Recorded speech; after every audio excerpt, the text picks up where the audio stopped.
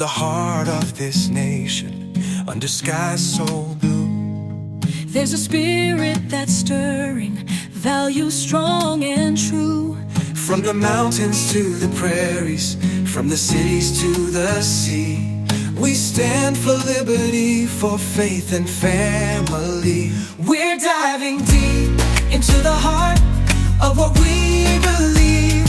Welcome to the Deep Dive. We take the source materials you give us and help unpack the most important insights. Exactly. We dig through the info, pull out what really matters so you can get a clear picture of what's significant based only on those sources. And today, wow, we are diving into something really fascinating and incredibly fast-moving that was described in the material you sent over. It's this very public, very dramatic fallout between Elon Musk and Donald Trump. Yeah, the reports we looked at, they covered just one single day, June 6, 2025.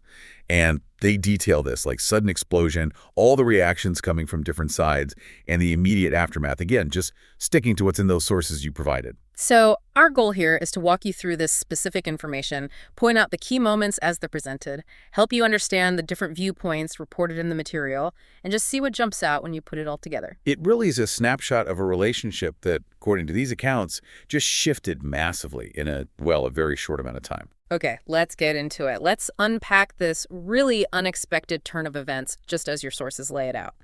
So, according to the material you gave us, this whole thing kicked off because Musk apparently opposed Trump's big, beautiful bill. That's what the sources point to as the spark. That's what it looks like, yeah.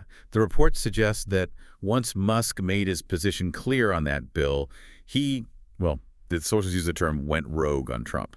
And those first attacks, based purely on these accounts, they were sharp. They talk about Musk apparently reigniting his history with Jeffrey Epstein and even claiming Trump is in the Epstein files. Right, bringing Epstein into it. That was a major escalation, according to these sources. But it's interesting, the material you provided also notes that later that same day, Epstein's former lawyer, David Schoen, came out. Oh, yeah. Yeah, and he stated very strongly, apparently the quote is, authoritatively, unequivocally, and definitively, that Epstein had zero damaging information on Trump. Said he specifically asked Epstein about it. So that's the counterpoint your sources include on that specific claim. Okay, got it. So going back to the immediate reaction described in these reports, the sources say Trump hit back fast, calling Musk crazy, said he'd lost his mind. And Trump apparently linked this directly to those bombshell reports alleging Musk used drugs like ecstasy, magic mushrooms, back on the 2024 campaign trail. Right. And we have to note, as your sources do, that Musk denies those drug allegations. But the reports say Trump explicitly made that connection, quoted later telling CNN something like, he's got a problem, the poor guy's got a problem, pointing to those alleged drug habits. And the source material mentions a really quick financial hit, didn't it? It did. The accounts you shared say Musk's net worth dropped by almost $30 billion. And Tesla stock reportedly tumbled right after those first shots were fired. Wow. So this rapid sequence, just as it's reported, really shows how public accusations between figures like these can have, immediate and tangible consequences, at least according to the sources. Yeah, and as that Friday went on, the source material talks about just this, rapid-fire exchange of blows. And according to the reports, people connected to them started clearly taking sides. So the sources lay out a whole bunch of actions from Musk's side that day. Oh, yeah, a flurry. Apparently, he agreed with some post on X that claimed his criticism was just about Congress, not Trump personally. Which is interesting, right? Because the sources just said he brought up the Epstein stuff moments before. Exactly. Bit of a contradiction there, perhaps, as presented. He also reportedly leaned into the whole thing by sharing a meme. The sources describe it as joking about his own alleged ketamine use and Trump supposedly being on Epstein's list. Oh, okay. And the materials also mention him resharing some bizarre AI video of himself saying stuff like, I don't care about losing money if he speaks his mind. And this next bit, according to your sources, this is pretty wild. The reports say Musk ran a poll on X asking if he should create a new political party. That's right. And apparently millions responded and over 80% said yes. 80%. Wow. And right after that, he apparently suggested Trump should be impeached and J.D. Vance should replace him. Whoa. Okay, that's huge. Did the sources mention any immediate reaction to that? They did, actually. It's fascinating. The source material noted that betting odds on Trump being impeached, they reportedly jumped 8 points on Kalshi, which the sources say is a betting market right after Musk made that comment. So a measurable reaction, at least in some places, to his posts. Seems like it, based on the reports. The sources also mention Musk threatening to decommission his Dragon spacecraft. That was after Trump apparently talked about ending government contracts. Right. But then he backed down pretty fast. Yeah, really fast. The sources highlight that. Less than 5 hours later, he reportedly called advice to cool it good advice. That quick reversal is definitely something the sources point out. And the personal attacks just kept escalating, didn't they? The sources mention really shocking insults aimed at Steve Bannon on X. Mm-hmm. Calling him a criminal and using a slur, communicator, that was reportedly after Bannon suggested deporting Musk and seizing SpaceX. And then almost like doubling down on his first attack line. The sources say Musk reshare an old 1992 clip of Trump partying with Epstein. Right. So looking at all Musk's reported actions together, the posts, the poll, the impeachment idea, the quick U-turn, the Bannon insults your sources, paint a picture of just this real-time public firestorm playing out on social media. Meanwhile, Trump's side, according to the source material, took a maybe different approach. Right. Reports say he was basically brushing off Musk's attempts to get in touch. Right. I think the sources quoted him telling CNN something like, "I'm not even thinking about Elon." Yeah, not particularly interested. No plans for a call. The White House reportedly told DailyMail.com the same thing, just sort of dismissal. And your sources mention a symbolic move, too. Trump planning to get rid of the red Tesla he'd bought from Musk back in March, like a parting insult. Exactly. A very pointed, symbolic gesture described in the reports. They also portray Trump putting on what they call a triumphant display coming out of the White House, announcing economic talks with China set for Monday, telling CBS News he was totally focused on his agenda, not on Musk. So the sources describe his public stance as very much presidential business as usual. He was also active on Truth Social, right? But the sources say he didn't mention Musk at all. Correct. Reportedly posting things like, America is hot, border is closed, prices are down, wages are up. Just touting accomplishments.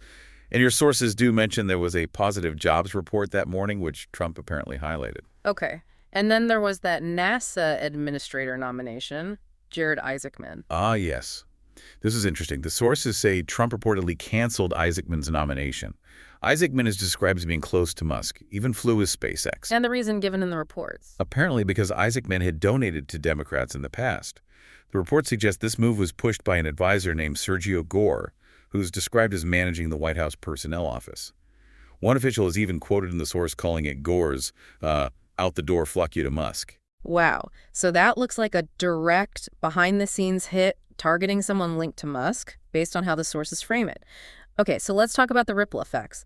Your sources also documented reactions from lots of political figures and groups, right? They did. On one hand, you had Trump allies reportedly calling for pretty serious actions against Musk, like losing security clearances, government contracts, even deportation suggestions. So, real pushback from the loyal base, as reported. Definitely. Then you had FBI Director Kash Patel, who happened to be on Joe Rogan's podcast just as this was breaking.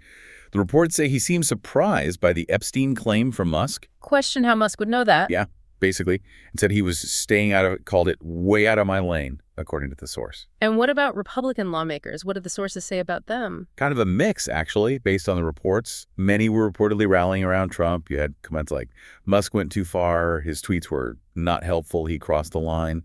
Some suggested this should be handled privately, not out in the open. But not everyone. No, your sources also point to some GOP lawmakers hoping they could patch things up. Speaker Johnson, Representatives McCall, Kimack, Tiffany were mentioned. Speaker Johnson apparently called Musk a friend, said they'd been texting. So you see this range of reactions within the party itself in the reports. And despite Musk trying to kill the bill, that big, beautiful bill that started it all, GOP leaders were saying it's going to pass anyway. That's what the sources report.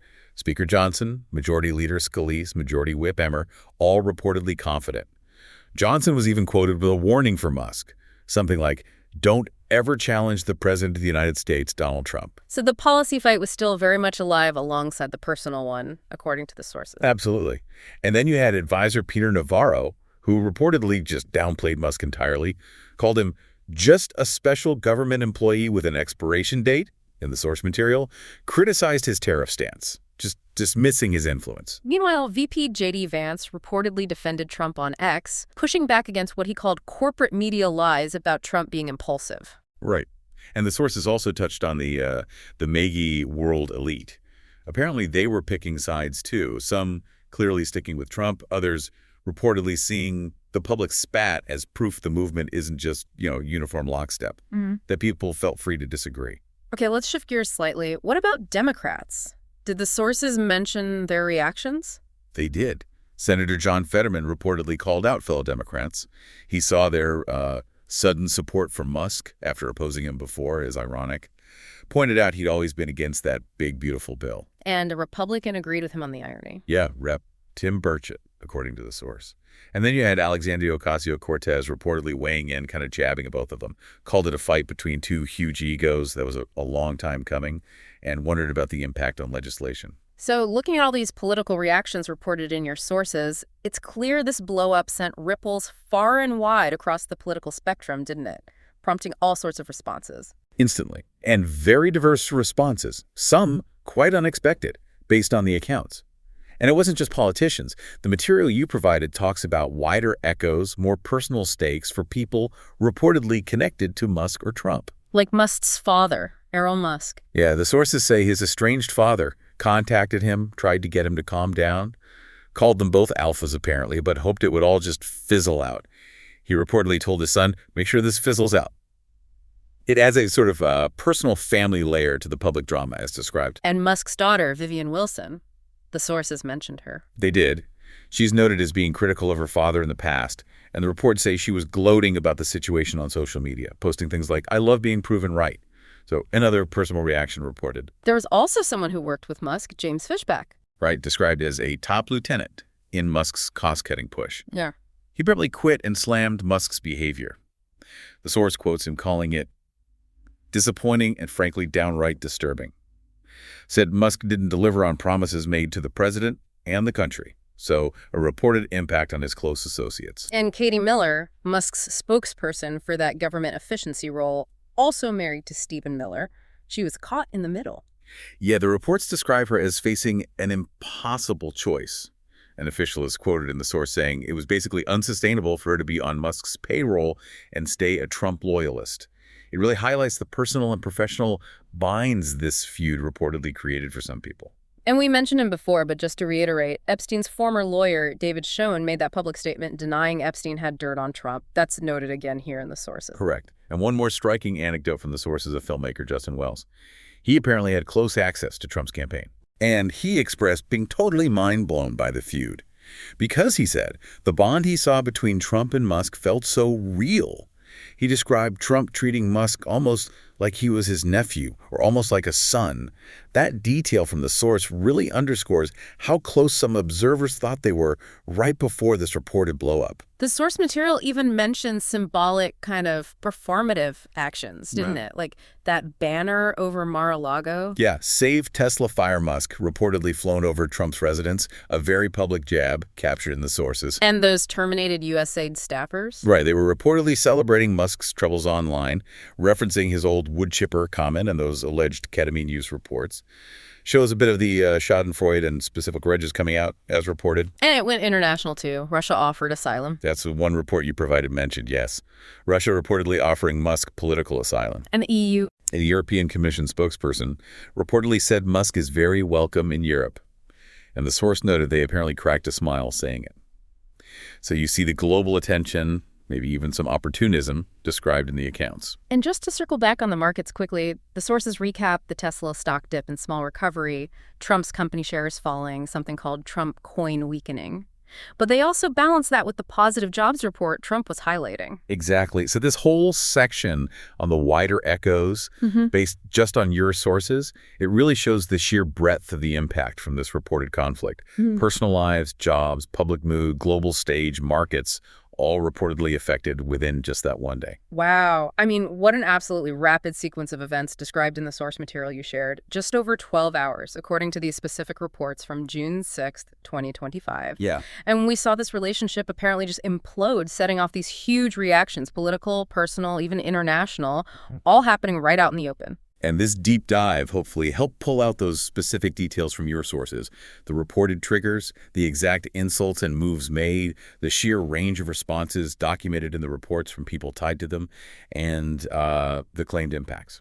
It really does underscore how power, personality, policy, how they can get so tangled up, and just how fast things can apparently change between these kinds of high-profile figures based strictly on the information presented in the source material we reviewed. It's a really vivid snapshot of that dynamic, captured in these specific reports from that single chaotic day. So just thinking about the insights from the sources you brought to us today, here's something maybe for you to chew on. What does the reported speed and the incredibly public nature of this whole blow-up, plus that huge range of reactions described in these accounts, what does that tell us about how conflict plays out between powerful people now in this age where platforms like X let everything happen instantly and reach everywhere?